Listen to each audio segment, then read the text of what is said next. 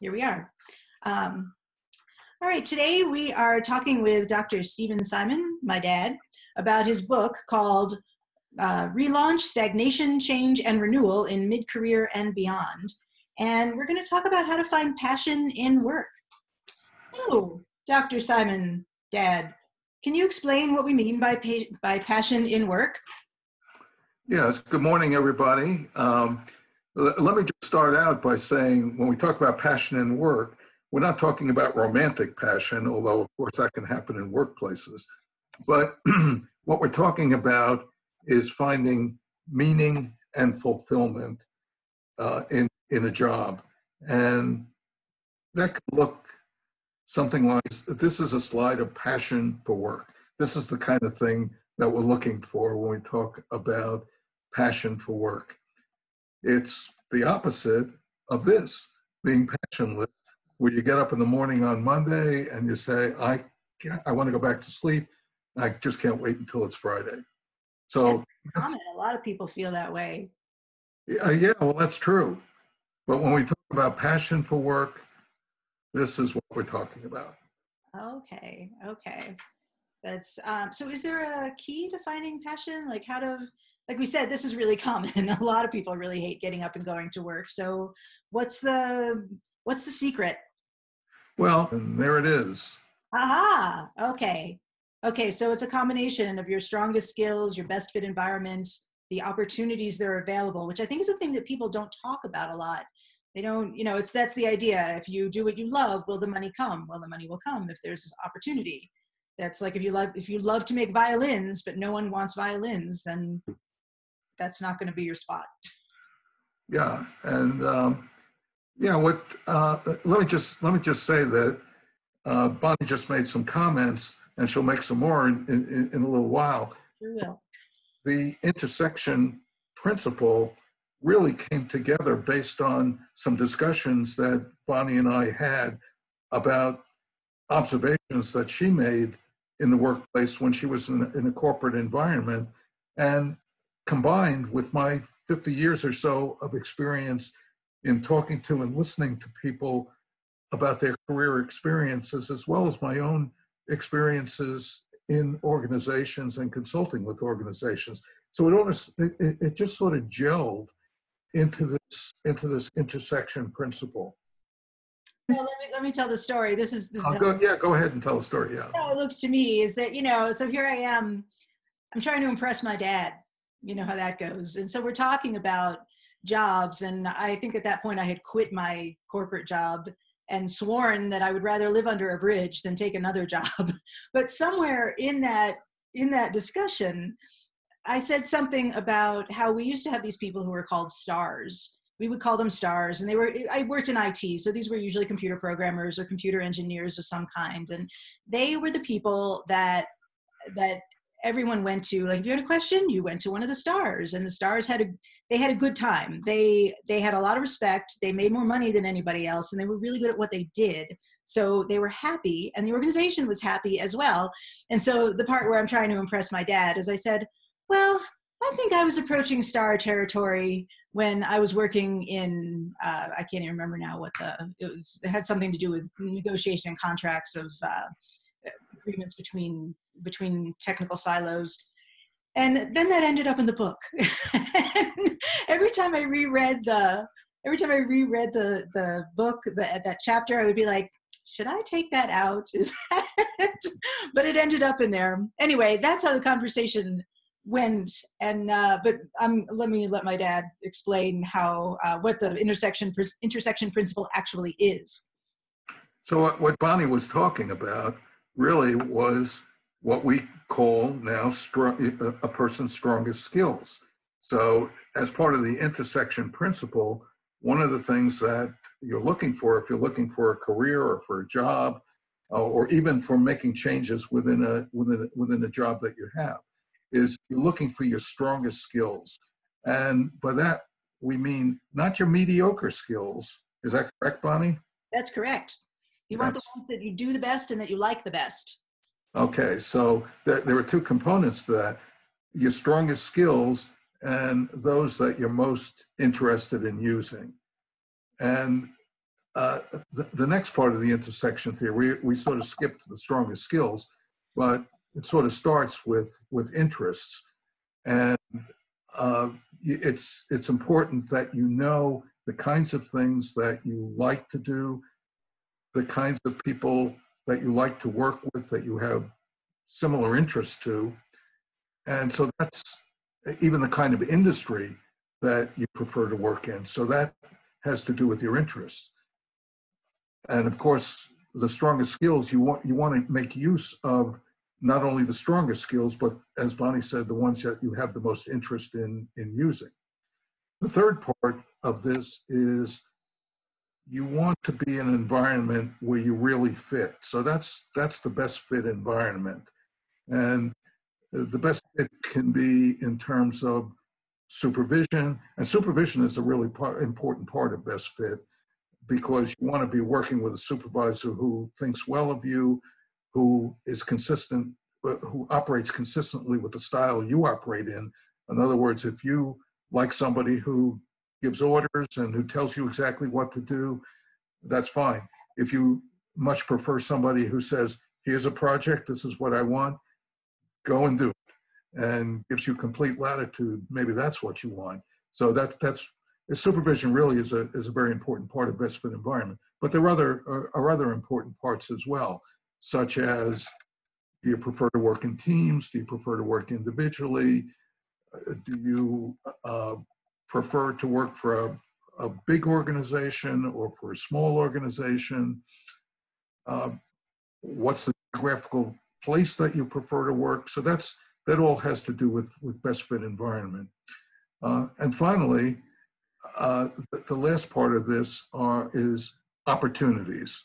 So what you're looking for is the types of jobs and types of careers or types of opportunities within a place that you work that is consistent with your interests, your best skills, and your best fit environment. And when all of those four things come together, that's when you hit the sweet spot of passion and meaningfulness. I think that's really important what you say about the opportunities and the best fit environment, that because that's a piece that we don't often think about. That, I mean, there's a lot of information out there about how to figure out like what are your strongest skills, what are your interests, and where do they intersect. But then people go to work and they're like, well, why am I so unhappy? And a lot of times I think it is because it's the wrong environment. That not everybody, you know, we sort of go out there and we just look for a job and wait for somebody to hire us, almost like we're begging. But that it shouldn't really be that way, that we're really interviewing the interviewer as much as they are interviewing us, because it's a long-term commitment and you want to make sure that you're happy at whatever job you're doing. I think that's a really important point. In fact, in the book, we stress that when you're looking for a job, you know what type of job you're looking for, or you know the type of career that you want, that the first thing that you do is look for the right environment in which to do it. So really you're targeting, you see the word targeting a lot in this book, you're targeting the right environment. And that means you're looking for places where the type of job or the type of career that you're looking for exists. And once you find those places, then you start looking for the opportunities within those places. So you're targeting opportunities within organizations or settings that you've targeted as the best fit settings for you. So in that way, finally, when you do get a job, you're going to be in the best fit environment. And of course, hopefully you're going to be doing something that you enjoy doing and that you have a high level of skill in doing. Can you go back to that opportunity slide for a second? Sure. I really like the little published job listings and the hidden job market, the iceberg picture that you've got. That actually, there is a lot of stuff in the book about that. And I know you said that the best way to get a job is to just find the right company and ask for one before they even publish it. And I actually heard a story about this. I was reading, it's a book called Masters of Sales by Ivan Meisner. And And he tells a story about a woman who she was a teenager and she wanted to perform on a cruise ship. This is what she wanted to do. So that's the first thing she did, was to figure out what cruise ships hire people to sing and dance or whatever it was that she wanted to do. And she got a job. She made part of her career out of that by doing that job search she wasn't looking for a job opening. She did a really good job of selling herself to the company that she wanted to work for. And I think that's one of the things I like about the book, is that it really does emphasize how to find those opportunities and gives you a lot of resources that I had never seen before, that, and I'm the child of the experts. So you would think I would have seen everything by now. Yeah, in your example, that was a good example of somebody who searched out best fit environments first before actually looking for the jobs.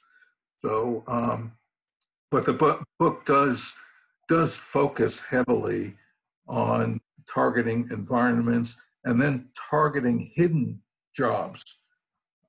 Hidden jobs meaning those jobs that other people are not aware of, because what that does, it puts you in a position of competition. And that's really what you want. So you want low competition for jobs that you really want to do in the places you really want to do them. So and again, when all these things come together, you're in a really good position to have that feeling of passion, meaning, fulfillment for yourself, and also for the employer. And all those things feed on each other. That's true.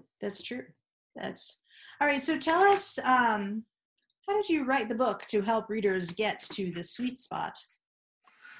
Yeah, well, there like I said, the book really centers around the intersection principle, and there's a chapter, for example, on interests, which goes into how you can assess your own interests, and it gives you some resources to do that. If you want to get into more sophisticated methods of assessment, then it tells you how to go about doing that. For example, there's one way of doing this where you assess the things that your activities, schools, subjects, and so forth that you're interested in, that you also dislike, and those things that you're indifferent to. And your whole pattern of interest is compared against the patterns of interests of people who are in occupations and satisfied with the occupations that you're in.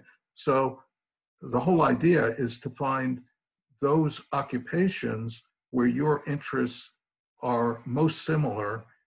If you go into one of those occupations where you're highly similar to the people in those occupations, then the research shows that if you go into one, after 5 or 10 years, you actually are likely to continue to have satisfaction in those occupations.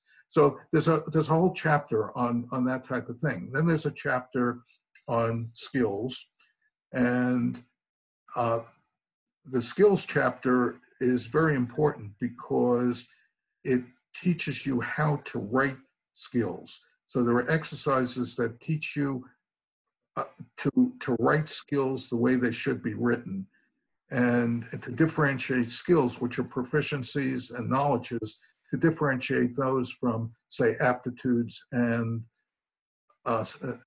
talents. So when you write skills and you write them effectively, you can not only use those for helping to determine what kind of job you want or what kind of occupation you want to go into, but you can also use them when you actually write your resume. So that's a very, very important chapter. Then, as far as best fit environment, there's a chapter on that, which helps you do an assessment of best fit environments based on the types of factors that typically go into that. And you select the ones that are most important to you, and then you find information about organizations that you're looking at to see whether they would be best fit environments. So that's a very helpful chapter as well. Then there are several chapters on opportunities to help you use the other information you've gathered about yourself to actually targeting the best jobs. and or the best careers, or even if you're already working, there are some chapters trying to help you decide, make decisions on how to make the environment you're working in a better fit environment. Because after you work someplace for a while, then, well, maybe things change and you start to feel like you're stagnating a little bit, but you need to sort of make a little bit of change within that environment, or even finding another job that's going to bring back that passion and meaningfulness. So there's several chapters on that, including if you've suddenly become disabled, how to move back, and you have to leave your job and you have to go into something else, how to avoid stagnating and moving back to growing again and back to passion and meaningfulness. The same thing with if you're in a situation where you're getting older, you're in your 50s, 60s, 70s, and you've lost your job or you're looking for some type of work, how can you take advantage of the intersection principle to overcome the factors that may be hindering you because of your age. So there are chapters throughout the book which get into using the intersection principle to coming back to that sense of passion and meaningfulness for what you do. All right. It's actually, as you're talking about this, I'm thinking about how I've been doing videos on this book. I've done, a video on the interest chapter, I did a video on the strongest skills chapter, and so forth. And what happened? I ended up with a job. I don't know. It was almost an accident. But that's actually, these were important things that I learned, because one of the things that I've learned from you over the years is that knowledge is definitely power, that you're definitely happier and it's easier to find a job if you have all of this knowledge and you're not being random about it. It gives you an edge over the other people who are looking for jobs. Yes, without question. Yes. All right. Yes. So what's the most important takeaway from the intersection principle, would you say? Well, I think it is keep your eye on the ball. And it's always helpful to put a dog or a cat or some type of animal in a picture to get a point across. And keeping your eye on the ball here means make sure that you always look at the factors in the intersection principle: your interests, your best skills, your best environment, and focusing your efforts on coming up with opportunities that are consistent with those other factors. And particularly look at the best fit environment, and starting with the best fit environment, and then targeting for opportunities within that best fit environment. So keep your eye on the ball. All right. And I agree with you on the animals in the presentation. Always better. That's all right. Well, this will conclude our interview about the book called Relaunch. I was hoping you'd put the main slide up again so I could see that. I will. Okay. This will conclude our interview about the book called Relaunch, Stagnation, Change, and Renewal in Mid-Career and Beyond by Dr. Stephen Simon, also known as my dad. And this is the Bonnie Simon Says channel, where we talk about pretty much anything I want to talk about, but I usually want to talk about how to have a meaningful life, how to have meaning in your work. So go ahead and hit the subscribe button and stay tuned for next time.